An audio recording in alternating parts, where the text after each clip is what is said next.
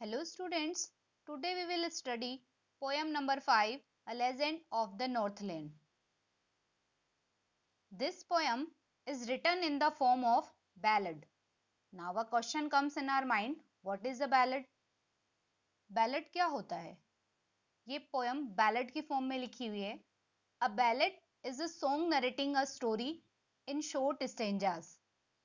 Ballad एक इस तरह की form होती है जिसमें सॉन्ग नरेशन किया हुआ होता है, यानी एक पोयम की फॉर्म होती है लेकिन उसके अंदर छोटे छोटे स्टेंजास के माध्यम से हमें एक स्टोरी बताई गई होती है.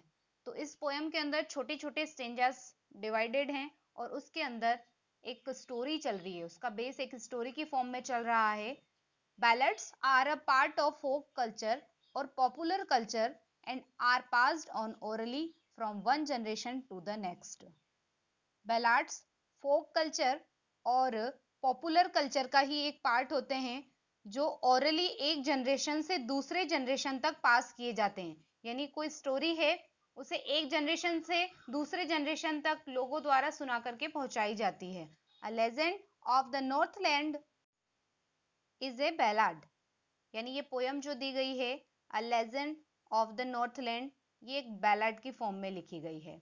इस पोयम में एक स्टोरी है, वह नॉर्थलैंड एरिया की है, यानी नॉर्थ पोल के आसपास का जो एरिया है उससे रिलेटेड ये स्टोरी है. Northland refers to the northernmost part of the earth, यानी area near the north pole, वहां से रिलेटेड एक स्टोरी है जिसको पोएटिक फॉर्म में पोएट ने लिखा है और जो एक जनरेशन से जनरेशन तक पास की गई है. Let's start this poem. This poem narrates the legend of an old lady who angered Saint Peter because of her greed. यह पोयम पोइट हमारे सामने नरेट करके बता रहा है कि एक ओल्ड लेडी ने अपने ग्रिड की वजह से सेंट पीटर को किस तरह से नाराज कर दिया था, किस तरह से उन्हें गुस्सा कर दिया था. Away, away in the northland, where the hours of the day are few and the nights are so long in winter that they cannot slip them through. Away, away in the northland. Northland refers to the area near the North Pole. यानी अर्थ के north pole के आसपास का जो reason है वहां से related ये स्टोरी है. बहुत दूर नॉर्थलैंड में, away away in the Northland, where the hours of the day are few, जहां पर दिन के घंटे काफी कम होते हैं, and the nights are so long in winter, और रातें काफी ज्यादा लंबी होती है सर्दियों में. यानी सर्दी के मौसम में, विंटर के सीजन में रातें काफी ज्यादा लंबी होती है. That they can not slip them through. इस वजह से रातें इतनी लंबी वजह होने की वजह से वे पूरी रात सो नहीं सकते. जब वो सुबह उठ जाते हैं तब भी रात जैसा ही माहौल होता है. Where they harness the swift reindeer to the sledges when it snows and the children look like bears cubs in their funny furry clothes. वहां वे तेज दौड़ने वाले रेंडियर को हार्नेस करते हैं. उनकी जो गाड़ी होती है, स्लेज, उनकी जो कार्ट होती है, जब बर्फ गिरती है तो ठंडे इलाकों में एक गाड़ी चलाई जाती है जिसपे आगे रेंडियर, जो कि एक एनिमल होता है, उसको बांध दिया जाता है, उसको गाड़ी खींचने में वो काम करता है. तो जहां पर स्विफ्ट रेंडियर को स्लेज गाड़ी से हार्नेस किया जाता है, उसे जोतने के लिए काम में लिया जाता है. व्हेन इट स्नोज, जब बर्फ गिरती है, and the children look like bears cubs in their funny furry clothes. अब जब ठंड पड़ रही है, बर्फ गिर रही है, तो वहां के जो बच्चे हैं वो फनी, बहुत ही ज्यादा फनी दिखने वाला, और जो फर वाले क्लॉथ्स वो पहनते हैं उसमें वे बच्चे बियर के जो बच्चे होते हैं, भालू के जो बच्चे होते हैं जिन्हें बियर्स कब बताया है, उसकी तरह दिखाई देते हैं. They tell them a curious story. I don't believe it is true and yet you may learn a lesson if I tell the tale to you. वे उनको क्यूरियस कर देने वाली, यानी उत्सुक कर देने वाली एक कहानी सुनाते हैं. आई don't believe it is true. मैं बिलीव नहीं करता हूं, मैं विश्वास नहीं करता हूं कि यह सच होगी या ये सच कहानी है, and yet you may learn a lesson if I tell the tale to you. लेकिन फिर भी अगर मैं आपको वो स्टोरी सुनाऊं तो आपको कोई ना कोई लेसन मिलेगा, यानी उस स्टोरी से आपको कोई ना कोई लेसन जरूर मिलेगा। वो स्टोरी अब स्टार्ट होती है। Once when the good Saint Peter lived in the world below and walked about it preaching just as he did, you know। एक बार सेंट पीटर जब इस धरती के नीचे यानी इस धरती पर रहते थे और उपदेश देते हुए वे घूम रहे थे, जैसा कि तुम जानते हो वो अक्सर कर किया करते थे। He came to the door of a cottage in traveling round the earth, where a little woman was making cakes and baking them on the hearth. He came to the door of a cottage in traveling round the earth. पूरे अर्थ की travelling करने के बाद travelling करते हुए वह एक cottage की डोर पर आए, यानी एक छोटा सा हट बनी हुई थी, एक घर बना हुआ था, उसके डोर पे वे आए। वेहर a little woman was making cakes, वहां पर एक छोटी सी औरत केक बना रही थी। And baking them on the hearth, hearth means होता है चूल्हा या भट्टी, और उनको भट्टी के ऊपर या उनको चूल्हे के ऊपर बेक कर रही थी। And being faint with fasting for the day was almost done, he asked her from her store of cakes to give him a single one। Saint Peter अपने बारे में बता रहे हैं, and being faint with fasting, क्योंकि दिन भर उन्होंने फास्ट कर रखा था, उन्होंने कुछ खाया नहीं था, तो इस वजह से वो थोड़ा सा बेहोशी सा फील कर रहे थे। For the day was almost done, क्योंकि दिन लगभग समाप्त हो गया था। He asked her from her store of cakes to give him a single one. उन्होंने उस लेडी से कहा कि उसका जो स्टोर ऑफ केक्स है, जहां पर उसने केक बना करके इकट्ठा किए हुए हैं, उसमें से केवल एक केक देने के लिए उसे कहा। So she made a very little cake, but as it baking lay, she looked at it and thought it seemed too large to give away। अब जैसे ही केक देने के लिए सेंट पीटर ने उस लेडी को कहा था, उसने क्या किया, एक छोटा केक बनाया। So she made a very little cake, छोटा सा केक बनाया। बट एज इट बेकिंग ले, जैसे ही उसे बेक किया, बेक करने के लिए जैसे ही उसे डाला, she looked at it and thought it seemed too large to give away. उसको उसने देखा और सोचा कि ये तो बहुत बड़ा लगता है, किसको दिया जाए, या देने के लिए वह केक काफी ज्यादा बड़ा लगता था। Therefore she needed another and still a smaller one, but it looked when she turned it over as large as the first had done।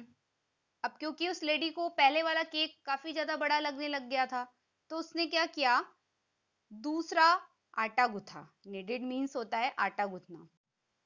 उसने दोबारा से आटा लगाया और एक छोटा केक बनाया, and still a smaller one, जो अभी अभी तक बिल्कुल छोटा सा था। But it looked when she turned it over as large as the first had done. और जैसे ही वो उसको देखती रही और जैसे ही उसको बैक करते टाइम उसने टर्न किया, वो उतना ही बड़ा था जितना कि पहले वाला था, यानी पहले वाला केक जितना ही बड़ा, उसको पलटते से ही वो वैसा बड़ा दिखाई देने लगा। Then she took a tiny scrap of dough and rolled it flat and baked it thin as a wafer, but she couldn't part with that। Then she took a tiny scrap of dough। फिर उसने एक छोटा सा dough का part लिया या थोड़ा सा स्क्रैप लिया, उसने गुथे हुए आटे को लिया, उसने उसको रोल करते हुए इतना ज्यादा फ्लैट कर दिया, और बेक करते टाइम वो इतना ज्यादा थिन था जितना कि वेफर होता है, यानी बेल बेल करके इतना पतला कर दिया था जैसे कि कोई कागज हो या कोई वेफर हो, इतना ज्यादा उसको पतला बना दिया था। But she couldn't part with that, लेकिन वो इसे भी नहीं दे सकी थी, यानी इसका भी वो पार्ट नहीं कर सकी थी। Why? Because this lady was very greedy। For she said, my cakes that seem too small when I eat of them myself are yet too large to give away। So she put them on the shelf. For she said, क्योंकि उसने कहा, my cakes that seem too small when I eat of them myself.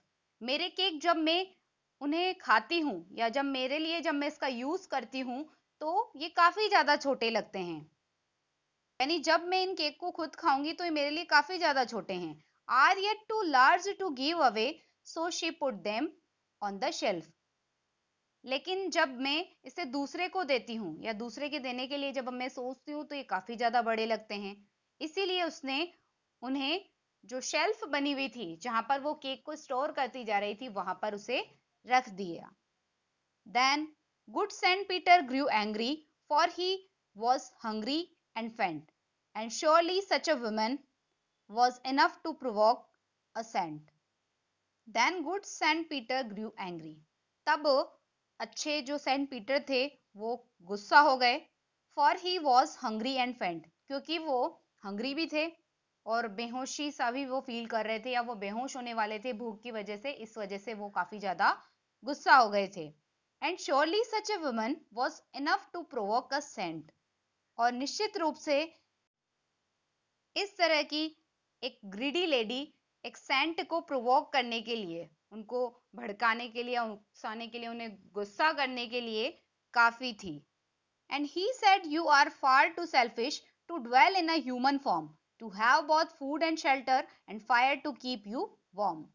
और जब Saint Peter काफी ज्यादा angry हो गए थे तो उन्होंने कहा, you are far too selfish to dwell in a human form. यानी उन्होंने गुस्सा होने के बाद ऐसा कहा था कि तुम इतनी ज्यादा ग्रीडी हो, इतनी ज्यादा सेल्फिश हो, इतनी ज्यादा स्वार्थी तुम हो कि तुम ह्यूमन फॉर्म में रहने के लायक नहीं हो. यानी तुम ह्यूमन फॉर्म में रह सको इस तरह की तुम लेडी नहीं हो. To have both food and shelter and fire to keep you warm. और तुम्हें ये दोनों ही चीजें, खाना और ये शेल्टर, फूड और शेल्टर की अगर हम बात करें, और जो वार्म तुम्हें मिल रही है या जो फायर तुम्हें मिल रही है जिससे तुम गर्माहट फील करती हो, इन सब के तुम लायक नहीं हो.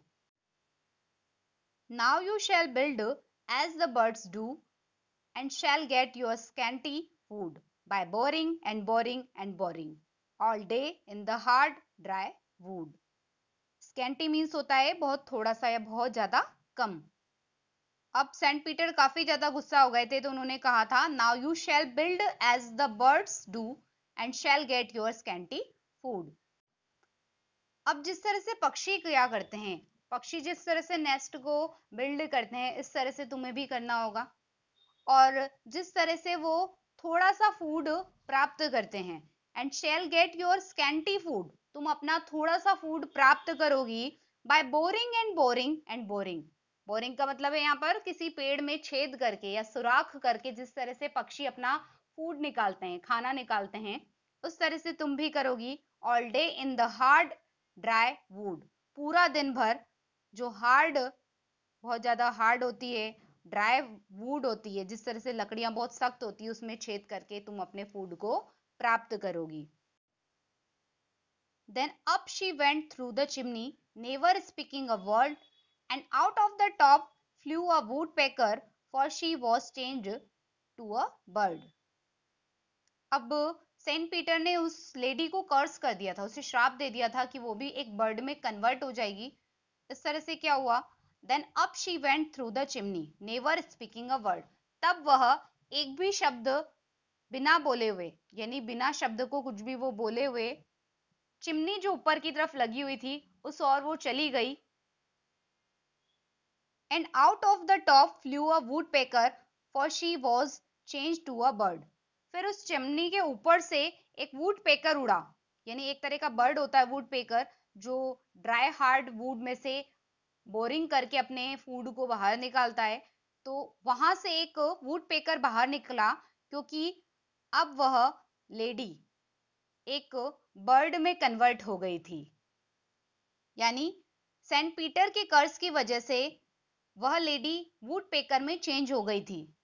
She had a scarlet cap on her head and that was left the same, but all the rest of her clothes were burned black as a coal in the flame. अब यहाँ पर उस लेडी की change हुई form बताई गई है, किस तरह का एक वुड पेकर दिखाया देता है वैसा बताया गया है कि उसके सर पर एक गहरे लाल रंग की कैप थी। She had a scarlet cap on her head. Scarlet means होता है गहरा लाल रंग। उस तरह की कैप उसके सर पे थी। And that was left the same, और वह वैसी की वैसी ही रही। But all the rest of her clothes were burned black as the coal in the flame. लेकिन उसके बाकी के जो कपड़े थे वो आग की लपटों में जल करके कोयले की जैसे काले हो गए थे। यहाँ पे हमें एक वुड पेकर कैसा दिखाई देता है वो बताया गया है कि वुड पेकर एक काले रंग का होता है, छोटा सा होता है, और उसकी लंबी सी एक चोंच होती है। उसके सर पे एक रेड रेड होता है, तो वो रेड उसकी स्कारलेट कलर की एक कैप बताई गई है। तो इस तरह का वो हमें दिखाई देता है। And every country school boy has seen her in the wood where she lives in the trees till this very day, boring and boring for food. अब जब वह एक बर्ड में कन्वर्ट हो गई थी, यानी वो ग्रिडी लेडी जब एक बर्ड में कन्वर्ट हो गई थी, वुड पेकर में जब वो चेंज हो गई थी, उसके बाद की बात बताई गई है जो अभी तक कंटिन्यू है। And every country school boy has seen her in the wood. और हर गांव के स्कूल जाने वाले लड़के ने, या उस कंट्री के स्कूल जाने वाले हर लड़के ने उसे जंगल में देखा है। Where she lives in the trees till this very day, boring and boring for food. जहां पर वह आज भी पेड़ों में रहती है और खाने के लिए पेड़ों में वह बोरिंग करती रहती है, यानी पेड़ों में वह खाना निकालने के लिए आज भी वह सुराख करती रहती है। तो इस तरह से हमने इस पोयम के अंदर एक स्टोरी को पढ़ा, जो कि एक बैलेड थी और एक लेजेंड थी। लेजेंड के थ्रू हमें पता चला कि ये स्टोरी जनरेशन से जनरेशन तक पास हो रही थी। नॉर्थ लैंड की एक स्टोरी थी ये, जिसके अकॉर्डिंग ये बताया गया है कि किस तरह से एक ग्रीडी लेडी को सैंड पेटर ने एक वुड पेकर में कन्वर्ट कर दिया था। उसके ग्रिड की वजह से ही उसे वुड पेकर बनना पड़ा था। इस तरह से ये पोयम हमें एक मैसेज भी देती है कि we don't make our self greedy. हमें कभी अपने आप को ग्रीडी नहीं बनाना चाहिए, हमें कभी अपने आप को सेल्फिश नहीं बनाना चाहिए, हमेशा दूसरों की मदद करनी चाहिए।